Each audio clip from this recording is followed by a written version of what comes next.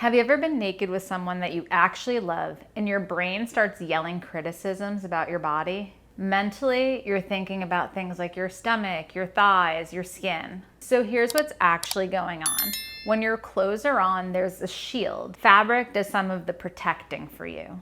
When skin's bare though, you're focused more on what your body looks like or what's going on with looks more than the excitement and the sensations in the moment. That's probably anxiety. That protective part of your body doesn't need a specific negative comment to even activate.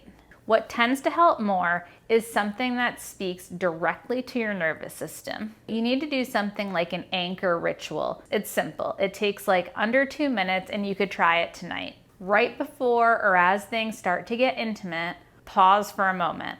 It doesn't have to be like this sexy pause. Just stop. Put one of your hands on a part of your body. Definitely don't choose the spot that you're self-conscious about.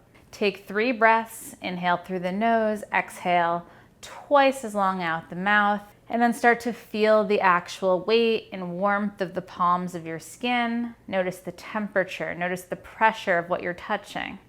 Notice the rise and fall as you breathe. And there, you say something neutral. I'm here now.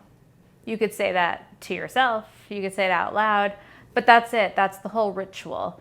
And when you consent to your partner touching you, you can gently shift the focus and tell them, when you touch my hand, tell me what that feels like. Instead of staying in a moment of where you're visually judging yourself, you want to train your brain that nakedness equals sensation and connection, not evaluation. You don't need to love every part of your body to stay connected and present during sex. You need a nervous system that feels safe enough to stay in the room with you though. Sometimes just being naked and with someone moves you right out of the moment and into criticism.